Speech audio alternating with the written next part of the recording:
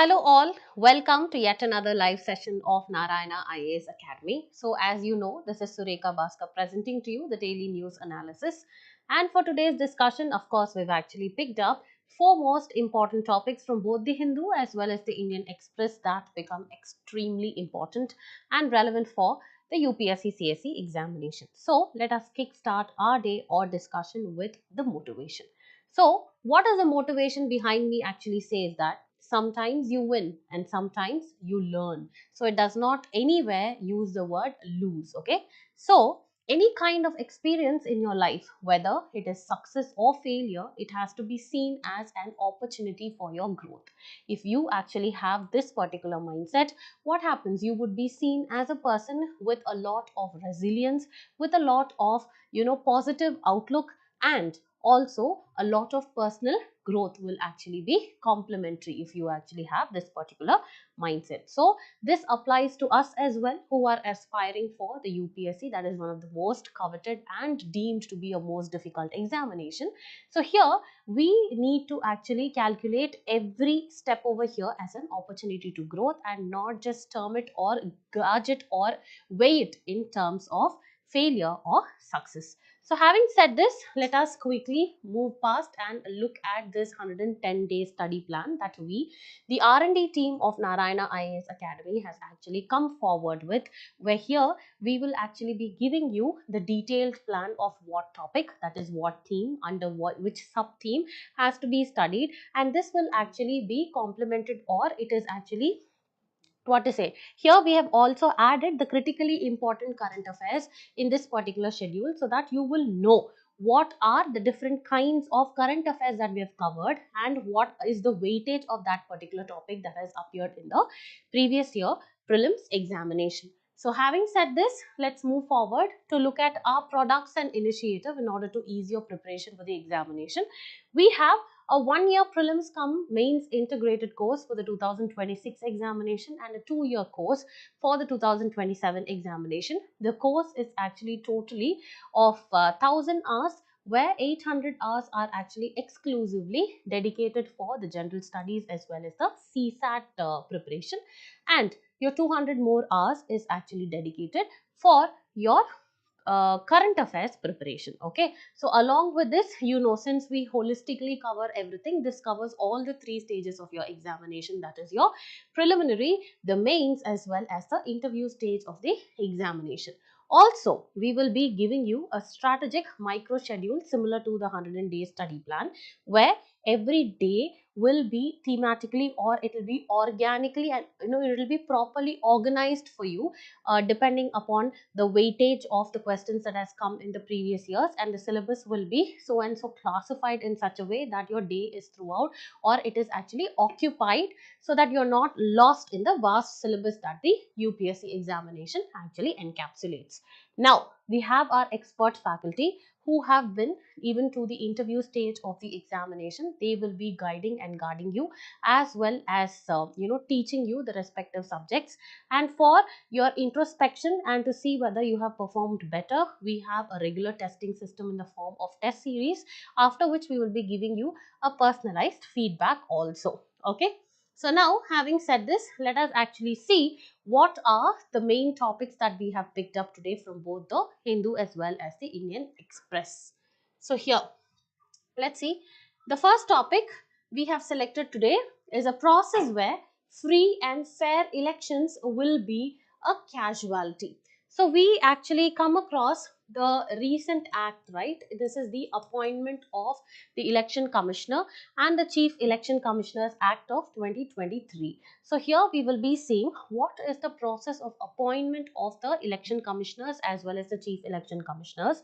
Earlier, what was the process, and now what this particular 2023 ruling actually mandates, and what the Supreme Court had given. Okay, so in between, Supreme Court had given certain guidelines in Anup case, okay, in 2023. We will see what are those guidelines, whether the act stands by those particular guidelines or not, and how this act is actually criticized by people for breaching Article 324 of the Constitution, which mandates the Election Commission to conduct free and fair elections, okay, and also the independence of this particular constitutional body of ECI, which forms the basic structure. So we will be looking into all these dimensions. So this is actually a mains discussion article. The next one is India's Olive Ridley turtle numbers improve, but climate skews the sex ratio. So here we will be discussing, of course, about the Olive Ridley turtle, because it's a part of species in use and becomes extremely important for environment and geography for your prelims examination. And also we will be looking into a prolonged year of study or a long period of study that has been conducted by the Indian Institute of Science along with other state government institutes, etc. So we will see how have been the population numbers of Olive Ridley and how skewed are the sex ratio, what are the other turtles that have been observed over here, and what are the threats that are associated with respect to that of the Olive Ridley turtles. It can either be rapid urbanization or habitat fragmentation. It can also be climate change because of rising temperature, etc.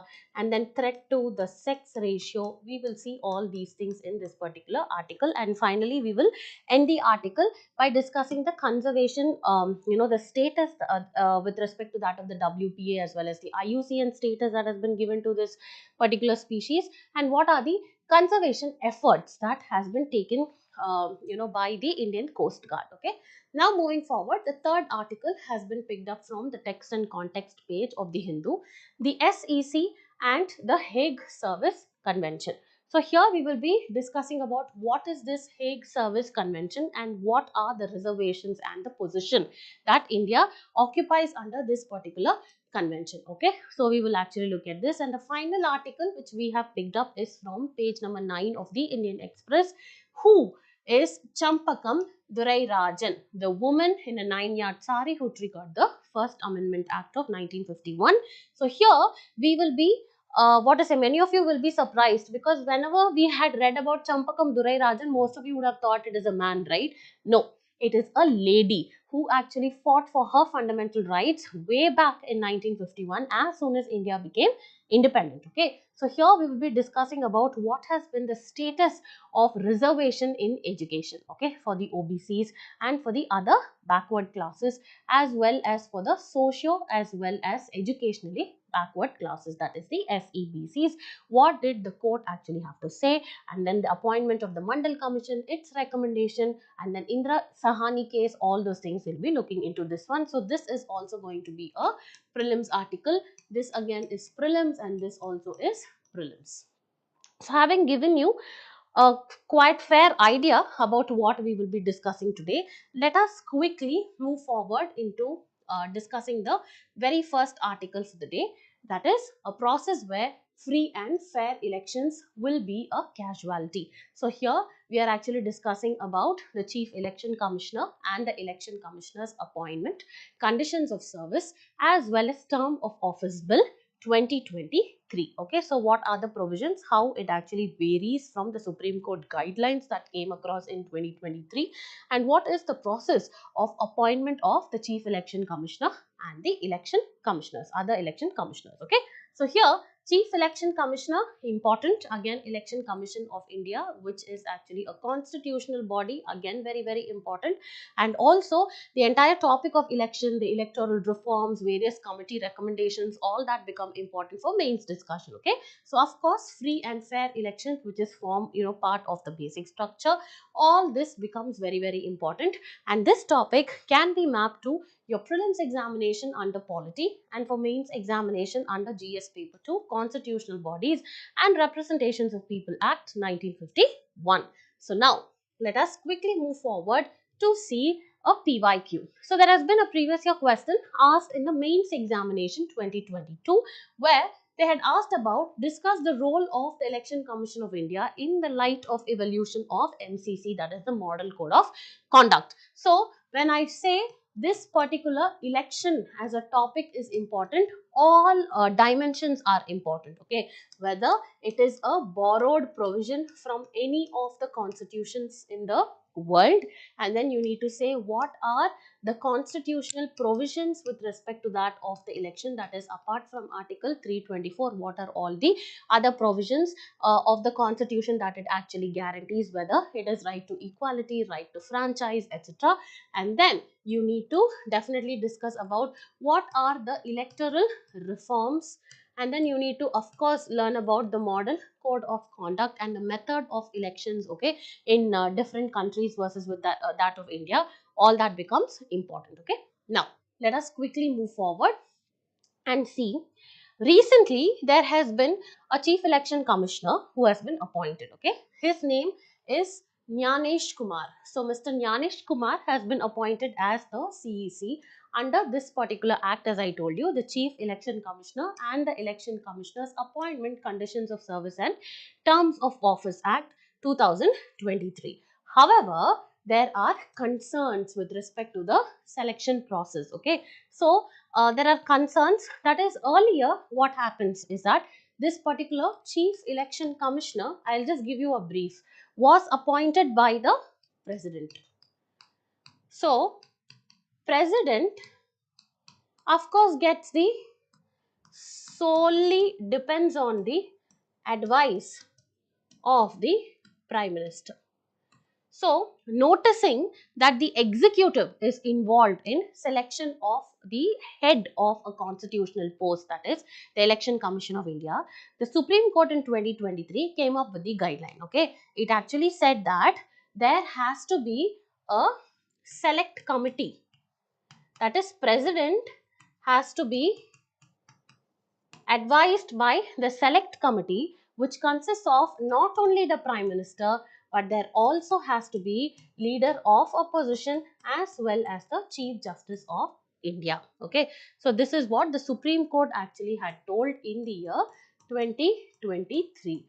But this particular act, that is the Chief Election Commissioner's Appointment and Conditions of Service Act, that is Terms of Office Act 2023, this replaced this particular Chief Justice of India again by a cabinet minister who will be again nominated by the Prime Minister. So do you see here, there will be Prime Minister, again there will be a cabinet minister who is nominated by the Prime Minister, and then you will have the leader of opposition, where majority of the votes or say or opinion will be of the government which is actually in power, okay. So this is what is the tussle. They say that no, this is undermining the independence of the Election Commission of India, which is responsible for conducting free and fair elections in India, okay. So this is what is the crux of this particular article. Now let's move forward and see. I have actually arranged it like this for you guys. So comparison of the method of old appointment process with that of the new process under the 2023 Act. The first one, legal framework. In case of older appointment, there is no such legal framework, okay. So there was no specific law, okay, that governed the appointment of the CEC. But right now, it is governed by the Chief Election Commissioner and other Election Commissioners Terms of Office Act 2023. Now moving on, who is the appointment authority? I told you earlier it was the President. He appointed the CEC on the advice of the Prime Minister. Whereas now there is a search committee which actually prepares the shortlist. It prepares the shortlist and the selection committee finalizes the appointment. So no longer it is the process where the Prime Minister is going to advise the President and directly the the selection or the appointment is going to take place. Here you have the search committee as well as a selection committee. Search committee will shortlist the number of candidates and the final decision is taken by the select committee, okay. Now the selection process, how it usually used to happen is that the senior most election commissioner was typically appointed or promoted as the CEC, whereas over here there is a short list of 5 candidates which is prepared by the search committee and the selection committee finalizes one from those 5 members, okay. Next one, here the select committee members, there were no members because Prime Minister actually advised the President. Here, so it is not applicable, whereas here there is actually a select committee which comprises of the Prime Minister, the leader of opposition and the cabinet minister. And according to the Supreme Court guidelines, I told you, this cabinet minister, instead of this, the Supreme Court actually said there has to be a Chief Justice of India because the neutrality of this appointment is actually maintained. Next one, authority to consider the names. This is actually based on the seniority, okay, and the order of appointment notification. But according to the current legislation, the select committee can consider the names beyond the shortlist also. See, it looks like there are a number of loopholes, right? Next one, eligibility criteria. There is no specific eligibility criteria, but over here, the candidate who is actually eligible for becoming the Chief Election Commissioner must be a former or a current secretary to the government and have integrity with the election management experience. Okay, so this is what is required as a prerequisite for you to become a CEC. Next one, salary and service conditions. This was actually equal to the judge of the Supreme Court, but here it is equivalent to the secretary of the cabinet, that is cabinet secretary. Next one, the term and reappointment. Here it actually says 6 years or until 65 years of age, okay, and here also it is 6 years or 65 years of age, whichever is earlier, and no reappointment is allowed in both the cases. So there is no reappointment. Here also there is no reappointment. The last one is the process of removal. Okay, so the removal process is that the CEC can be removed by the impeachment. Okay, and here the election commissions by the president on the CEC's recommendation. Okay, so CEC can be removed by impeachment and the election commissioners. So the head is removed by impeachment, whereas the other election commissioners can be removed by the president on the recommendation of the chief election commissioner. So here if you see, the CEC can be removed by impeachment, and here the other election commissioners must be removed by the president on the recommendation of the CEC. So this is also the same. However, there are primary differences on the select committee, the search committee, the constituency, the constituents of these particular committees, etc.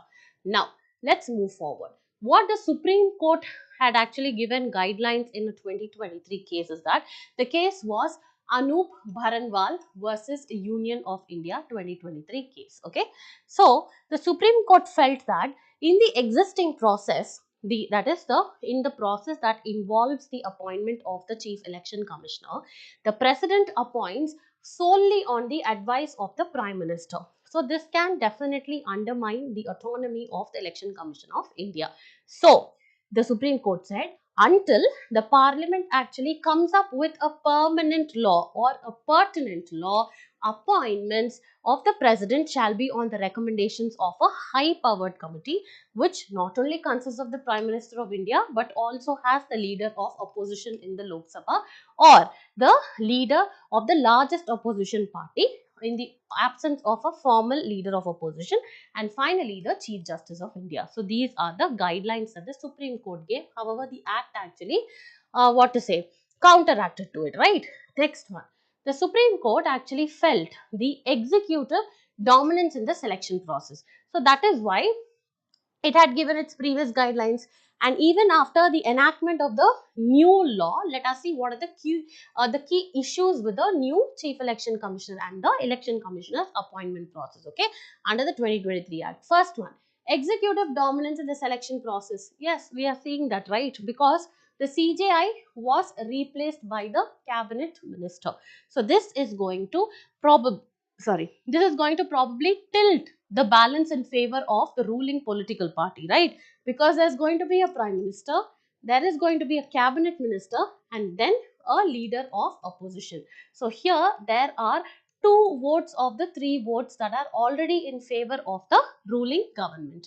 Next one, this is going to undermine the impartiality of the Election Commission of India, which is supposed to conduct free and fair elections over here as per Article 324 of the Constitution. Now, moving forward, other issues. Definitely, it is going to violate the separation of powers because judiciary has come up with the guidelines. But now what you're trying to do by bringing this act and by formalizing this act, you are overriding the Supreme Court ruling. Okay. So here it brings concerns about the power of the legislature in order to reverse the judicial directives. Also, there are legal ambiguities regarding the vacancy in the selection committee. I told you there is actually a PM, there is a cabinet minister, and there is going to be a leader of opposition. Let us actually see. Okay. So here, when the leader of opposition, the position is actually vacant, or he is not present, or he is not seated there, what happens is that there will be unilateral decisions that will be taken by the prime minister and the cabinet minister who is actually appointed by the prime minister himself. So the vacancy in the selection committee, the act allows the selection committee to function even if the leader of opposition post is vacant. So this will give full control to the government. Okay. And in case if the Lok Sabha is dissolved, what happens is that the LOP position will be unoccupied. Here the PM and the cabinet minister will take decisions or will make the appointments unilateral. So this will not be, what to say, neutral decision is what the article actually says. Now let us see what are the other issues. Obviously there's going to be lack of transparency in the selection process because the act provides for a search committee. That is what they actually come up with a short list, right, of 5 members, and if the select committee wants, they can choose a person beyond these 5 members also. So how do the people know, or where there is a mechanism of transparency that is actually given by the government over here? So again, there is actually lack of transparency, and there is going to be excessive influence over candidate selection by the executive. So this is what the article says. Okay. So here the search committee recommending the candidates, and also this is influenced by the bureaucrats working directly under them, and there is also no clear mechanism, and this can definitely erode the institution or the what to say, the fundamentals on which the ECI or the objective with which the election commission was actually what to say, brought into force, and it reduces its role as a body that functions under the government control rather than an independent election watchdog. Okay, so these are certain key issues. Now let's move forward and see what are such way forwards. Okay, so in case of this particular tussle, that there is no transparency, there is a lot of executive interference and all those things, there is ambiguity in the process. So in that case, what we need to do, there is a possible measure that you need to reinstate the CJI instead of the cabinet minister.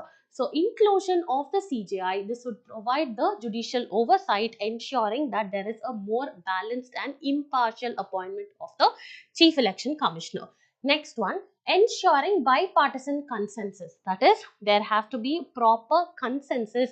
This only prevents the, what to say, inclined or partial appointments, and this can actually bolster the credibility that the Election Commission of India holds. Next one, strengthening the legislative safeguard. That is, bring about a proper legal safeguard where you actually mention the clear criteria for the appointment of the CECs as well as the election commissioners, which will minimize the ambiguities and will protect the Election Commission of India from the undue influence of who? The executive. Next one, enhancing public and institutional trust. Okay, so here there has to be transparent processes where there has to be public disclosure of the process that has been adopted for the selection criteria, and this will enhance the independence of the judiciary, and the totally it will maintain the integrity of the electoral processes. So here we have actually completed this particular article about conducting free and fair elections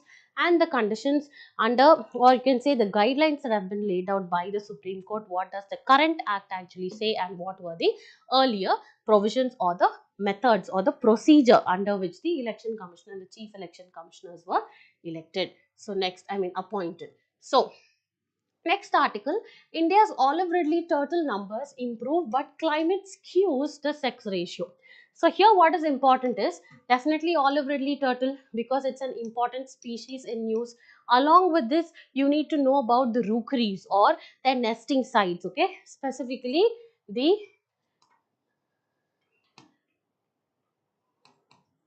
the Rushikulya. All these rookery sites in Odisha. So all this become important, okay? Gahir Mata as well as Rushikulya. So what do you mean by nesting, and then what do you mean by rookery? All that becomes very, very important. So this is an important part of your prelims examination, general issues on environment ecology, biodiversity and climate change, and also GS paper 3, conservation, environmental pollution and degradation, and finally it is EIA, that is environmental impact assessment, okay? So let us quickly move ahead and see, there has been a previous year question in 2015 with respect to National Aquatic Animal of India. See, every year you see now, in 2000, if you see in 2016, you would have actually felt that 2015 exam was better. And now if you see in 2024, you could have felt that, oh my god, I could have cleared the 2018 examination itself, okay? So every year, the method, or what you say, UPSC has actually changed the way in which it's asking the questions, okay? So it however sticks to the PYQs and the syllabus, but the method has actually been tweaked. So you need to be very, very strong with your fundamental concepts, okay?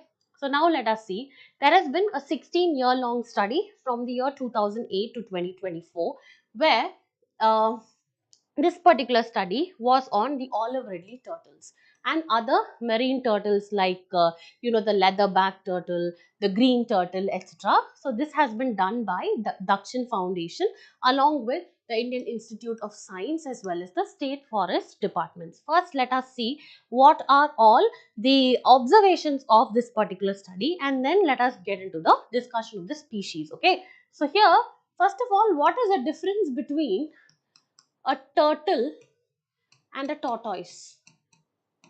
So it is actually not called a tortoise, it's called a tortoise, okay? So it is a tortoise. So a turtle is actually aquatic, whereas a tortoise is a land or a terrestrial species, okay? And then if you see a turtle, it is an omnivore. Omnivore is what? It feeds on both the plants as well as the animals, whereas the tortoise is actually a herbivore. If you see the age up to which they can actually live, a turtle can live from around 20 to 50 plus years, whereas a tortoise can live ranging between 80 to 100 plus years.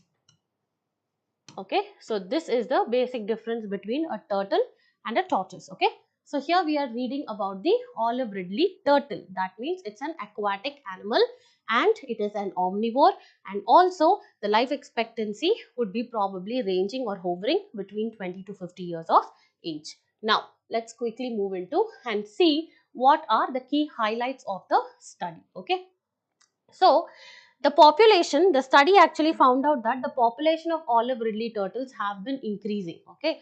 However, there have been recent impacts of climate change on it.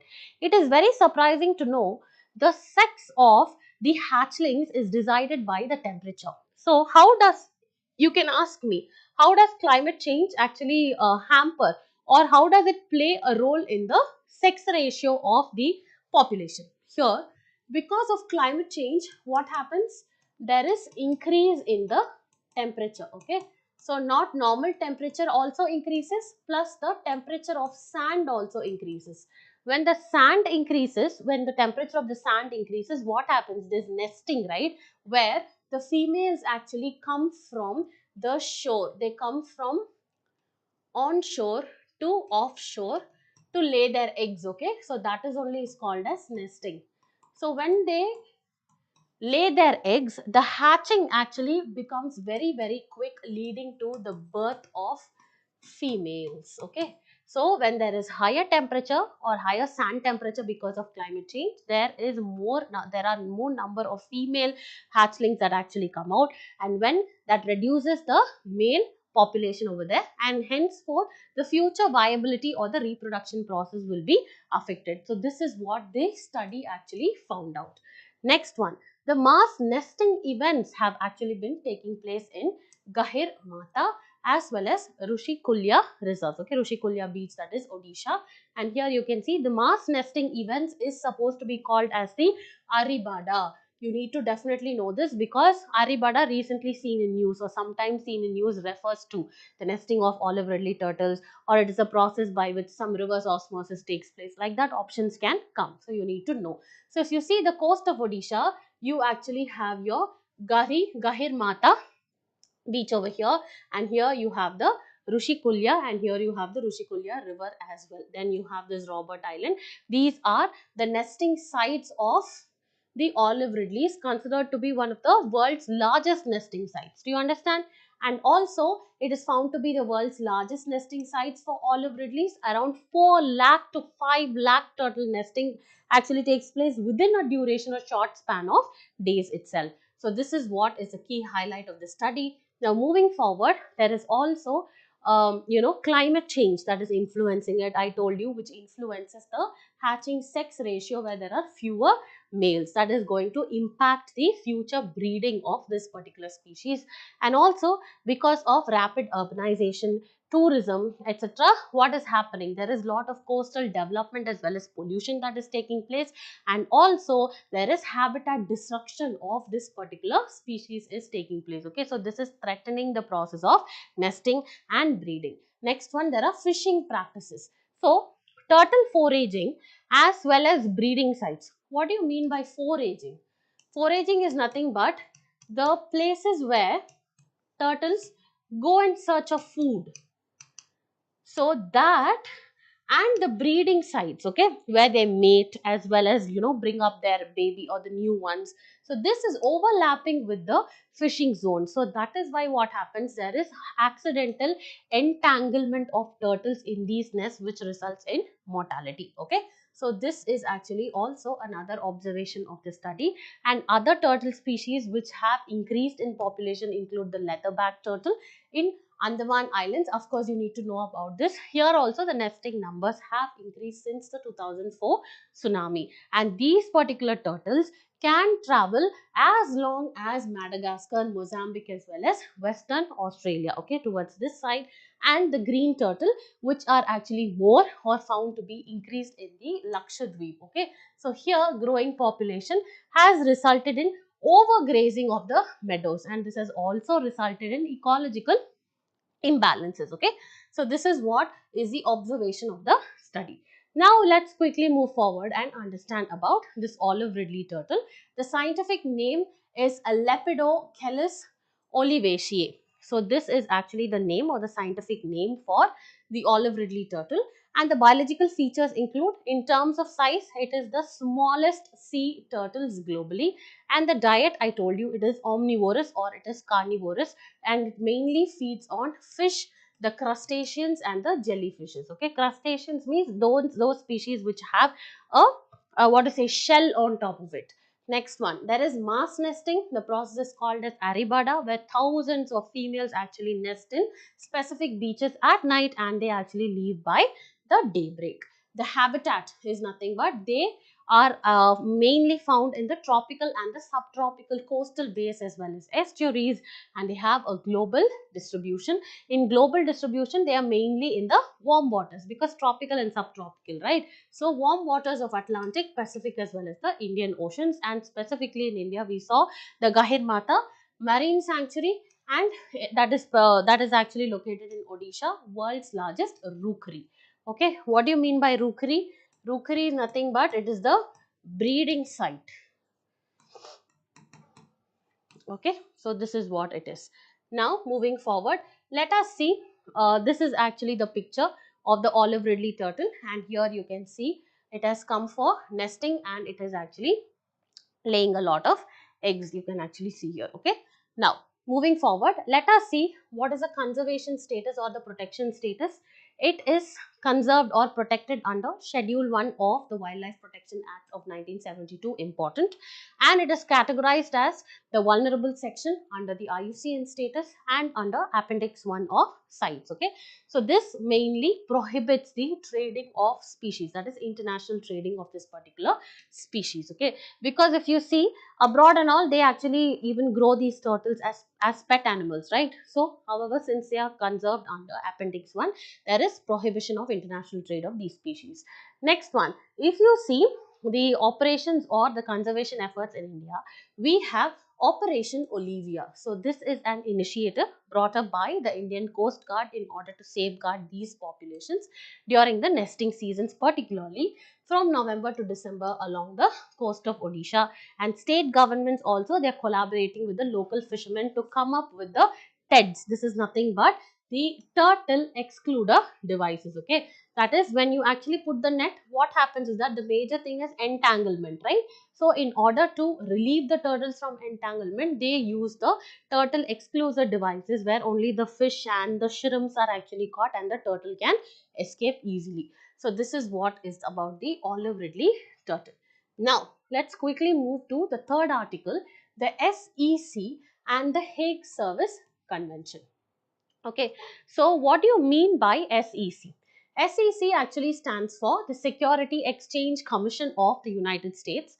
So the Security Exchange Commission of United States has actually asked India via the Hague Convention in order to help them to serve a legal notice to Adanis. Okay, so now here we'll be discussing about what do you mean by Hague Convention, whether India is a part of it or not, whether India acceded it, when did it formalize it, etc. And this is important for your GS paper 2, bilateral, regional and global groupings and agreements that are involving and affecting India's interest. Okay, now moving forward, there has already been a PYQ in the 2013 examination with respect to the conventions. Okay, for example, the United Nations Convention to Combat Desertification, World Heritage Convention, Hague Convention, Cartagena Protocol, Paris Agreement.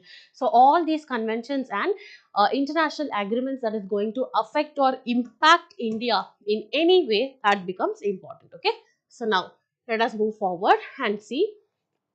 So as I told you, the United States Securities and Exchange Commission, that is the SEC, has sought India's help under the Hague Service Convention of 1965 in order to serve the summons to Gautam Adani as well as Sagar Adani in a securities and wired fraud case. So there has been a security fraud case or scam. For that, the United States actually wanted to issue or serve a legal notice. That is why under Hague Convention, it has actually requested India's help. So this actually raises the legal, diplomatic as well as the corporate governance concerns between both the countries, that is India as well as the United States. Now, let's quickly move into understanding what is this particular Hague Convention. Okay, it is also called as Convention on the Service Abroad of Judicial and Extrajudicial Documents in either civil matters or in commercial matters. Okay, 1965. It came into existence and adopted by the Hague Conference on Private International Law, very important, and it has 80 plus countries, to be very precise, 84 countries, where India is also a part of it. The objective is to simplify the method and to standardize the process of serving such judicial or extrajudicial documents in civil as well as the commercial cases across the international borders. Okay, because when I'm a country where I have business ties with another company of another country, what happens is that every time I cannot be present there in person. In case of any scam or in case of any kind of fraud that actually takes place, then what happens, I should be able to use certain international convention in order to serve them a legal notice. Okay, so that is what it is. And also it ensures that the defenders who are located in the foreign countries receive a proper legal notice, and also it prevents any delays and legal loopholes in cross-border cases specifically. And who is the central authority who will be heading this is that each nation will designate an official body in order to process the service request. Okay, now moving forward, what are the key provisions of this particular convention is that First one is Article 5A. So here this mentions, or it makes sure that the documents are served via designated central authority. And Article 10, this allows the alternative service methods like postal method, then diplomatic as well as direct judicial service, but India does not approve this, okay, because here we have only Ministry of Law and Justice, and only through them they can contact us, okay. And then Article 13 and 29 it actually states that the other state can refuse the service request also if they feel that it is threatening their sovereignty or security. And finally, Article 15, that is default judgment will be given if no response is actually taken or no response is given within 6 months of time. Now, let's move forward and see India and how the convention is actually associated. So, India accepted it legally in the year 2006, okay, and the central authority, as I told you, is Ministry of Law and Justice, Government of India, where India has its own reservations. What are the reservations? Is that it rejects any kind of alternate service methods as per the Article 10 of the convention, and it only allows the service via Ministry of Law and Justice. And also we need English translation of all the documents, and we can also reject the request if we feel that it is a threat to security or the sovereignty of India as per Article 13 of this particular convention. Now if you see the legal framework in India, okay, so this is particularly treated under the Code of Civil Procedure, okay, CPC 1908. And if no objection, what happens? Documents are served like an Indian court summons, and the process actually takes place between a period of 6 to 8 months. Okay, so this is the Hague Convention as well as the reservation India has with respect to that of this convention. Now, the last article that we will be discussing is, who is Champakam Dorairajan, the woman in a 9-yard sari, who triggered the first amendment of 1951. Okay, so let us actually see here in this particular article what is important is who the person is and what is the impact of the first constitutional amendment. And also this is important for both prelims as well as the mains examinations, specifically under GS paper 2, Indian Constitution, historical underpinnings, evolution, features, amendments and significant provisions as well as basic structure. Okay. So now let us move forward and see, there has already been a question which was actually asked in the 2019 mains examination, where the Parliament's power to amend the constitution. So every amendment to the constitution becomes very, very important. And apart from that, what are the different amendments, different procedures or articles that have actually been added, whether when it actually comes in tussle with that of fundamental rights, which actually stands upright, all that becomes very, very important. So now let us move forward and see why this particular article was in news. So Champakam Dorairajan, a woman, her legal battle against a caste-based reservation in education led to the first amendment of Indian Constitution. So she has been a resident of Tamil Nadu, okay, and wanted to pursue her career or education in the field of medicine. But as per the Tamil Nadu or Madras Communal Geo, that is the general order of the government, what happened? There was a reservation in education based on caste. Okay, so it restricted or limited her access to this particular medical education. That is why she challenged this particular general order of the government in the High Court. So now what did the High Court do? The High Court actually struck down the government order, stating that it was unconstitutional and it was actually breaching Article 29 Clause 2, which upheld equal access to education as well as for the safeguard of the minorities, okay, and also the right to equality. So this is what the High Court said. Now what happened? The state government again, it actually went and appealed to the Supreme Court. The Supreme Court also upheld the High Court's decision itself. That is why she won this case in 1951.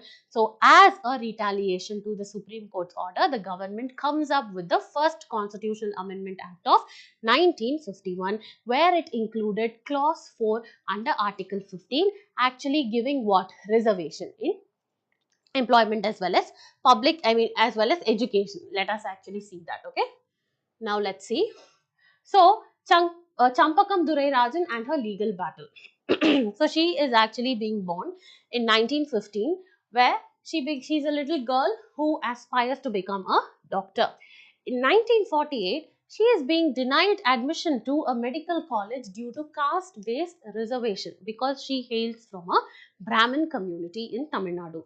So the Madras government's communal general order, it actually stated, or it allocated educational seats based on caste, and this limited the opportunity for the forward caste, that is the so-called forward caste, that is the Brahmins. Next one. So what she did is that she challenges this particular general order in the court, saying that reservation policy violated Article 2, that is 29 clause 2, which guarantees equal access to education, and Article 29 clause 2 of the Constitution protects the right to education and culture of the minorities, and also no citizen can be denied admission to a state-run educational institution based on religion, race, caste or language. Very, very important. RRCL. Okay, so religion, race, caste or language. So this is how the case actually starts. Now, she is the gentlewoman here. So she is Champakam Dorairajan. So in 1950, when this case actually went to the Madras High Court, it ruled in her favor, striking down the caste-based reservation system, and the state of Madras now goes and appeals to the Supreme Court, where Supreme Court also upheld the decision of the High Court in 1951, and the court ruled that caste-based reservation in education were unconstitutional. Okay, very, very important. Now, let us actually move forward and understand. Now, in order to actually counteract or counter-react to the Supreme Court's judgment, the Indian government passes the first amendment to the Constitution. It comes up with the first amendment to Constitution, where it added clause 4 to Article 15 of the Constitution, where the state actually has the authority to make special provisions for the socially and educationally backward classes. Okay, so this actually was the addition of clause 4 to Article 15 of the Constitution, and also ensured that affirmative action through reservations in education and employment could legally continue. So this actually set the foundation for the reservation system in India, and it also established that reservations should be an instrument of equal opportunity and not exception of equality. So this is what the amendment actually implicitly told, and then later rulings such as Indra Sane judgment of 1992, it further refined the scope and the implementation of these reservations. Okay, so you need to know every judgments. So here how it actually started is, I will tell you, after 1951 what had happened. Okay, let me actually use up this space to write what had happened. So initially this Champakam Dorairajan actually took place when it brought the first amendment, right? So this was 1951 case of the Supreme Court. So after this, what happened is that in 1979 there was establishment of Mandal Commission. So what was the objective behind setting up this commission? In order to identify the socio as well as educationally backward classes, that is the FEBCs, and also this particular Mandal Commission recommended 27% reservation to the other backward classes in what? In public employment. Okay, so what happens is that this was recommended in 1979, until 1990 no measure was taken, and 1990 when Mr. VP Singh was the Prime Minister of India, this gets implemented. Okay, and also it resulted in large scale public protests. Do you understand? So this was actually what? This actually resulted in a lot of public protests, okay, as well as a lot of outrage that was challenged in the Supreme Court. and this case was nothing but the Indira Sahani versus Union of India, 1992. Okay, so this was actually Indira Sahani case. This particular case had a lot of issues in mind. Okay, so what were the issues that this particular Indira Sahani case had? The first issue, it had the question on whether reservation for the OBC, whether reservation of OBC should be provided in public employment.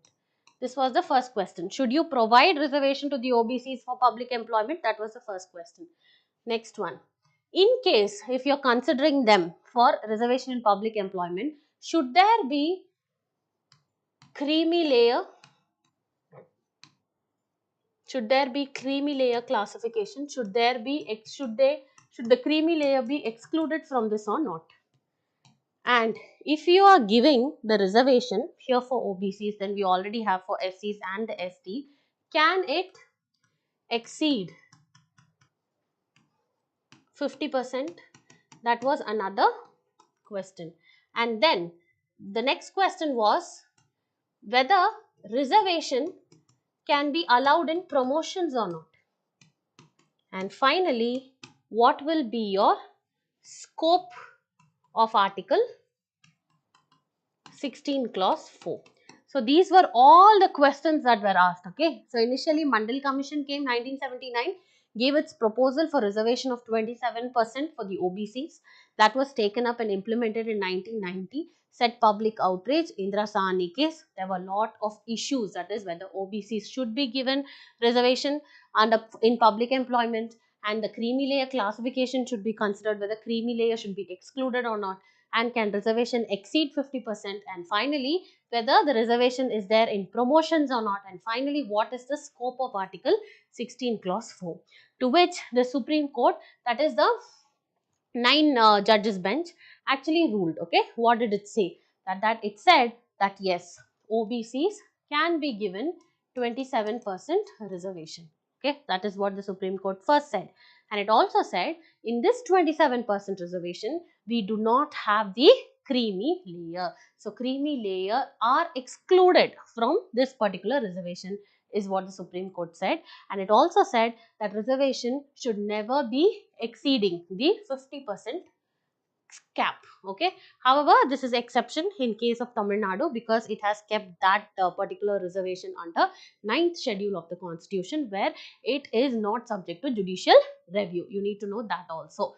Next one, whether reservation in promotion is actually allowed or not. The court actually struck down, saying that only in case of appointment is allowed, but in promotions it's not allowed.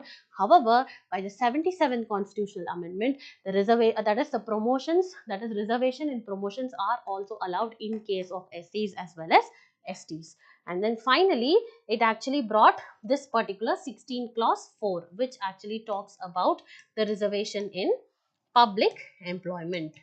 Then now, it also said backwardness. Supreme Court also said backwardness must not be measured in terms of economic backwardness, but it has to be social backwardness as well as the educational backwardness. Now, what is the result of this particular judgment? We actually had the establishment of National Commission for Backward Classes. Okay, so this got established, and then we actually have the this gave the power to the National Commission of Backward Classes in order to oversee the identification of the backward classes. And finally, we actually had the reservation for OBCs in higher education also at a later stage by the 93rd Constitutional Amendment Act. Okay, and then you should also know about the 2019 Constitutional Amendment that gave reservation based on EWS, economic backwardness as well. Okay, so 10%. So this is the story of Champakam Dorairajan. Now let's come and solve quickly the mains question. The Chief Election Commissioner and this particular act has raised concerns over its executive dominance. Okay, in the Election Commission, critically analyze and suggest the measures. You need to say that is start, or you just hit the nail on its head. Just say that 2023, the act replaces the CGI with the cabinet minister, who again is actually nominated by the prime minister only. So this is increasing the executive dominance in the electoral impartiality. So in the body, we need to talk about the key issues like the executive control, and also it is questioning about the separation of the powers, then questions about the electoral integrity and independence of this particular constitutional body, and also brings up the transparency issues with respect to how the search committee identifies the candidates for becoming a CEC. Okay. And next one, way forward, is again we need to reinstate the CGI in place of the cabinet minister, and there has to be consensus based appointments, and finally there has to be transparent selection criteria. So this is what it is. Now moving forward, let us actually solve the MCQs that were taken up yesterday. Consider the following statements regarding UN peacekeeping. UN peacekeepers can only be deployed with the consent of all the conflicting parties. Yes, this is correct. Okay. So without the consent, it cannot happen. Next one, peacekeepers are authorized to use force in all situations. No, they cannot use force in all situations except for two: self-defense and for protecting the public. Only in these cases they can. Okay. Next one. So this is wrong. The funding for UN peacekeeping missions comes primarily from voluntary contributions. No, there are two types of contributions. So one is your assessed contribution, and next one is your voluntary contribution. So voluntary is in case you want, you will do it, but here it is the case of assessed contribution, where there will be a fixed amount that all the member parties to this UN peacekeeping will contribute. Okay, so it is this one is also wrong. So the funding is based on the voluntary contributions is wrong. So one only is correct. So here your answer is option A.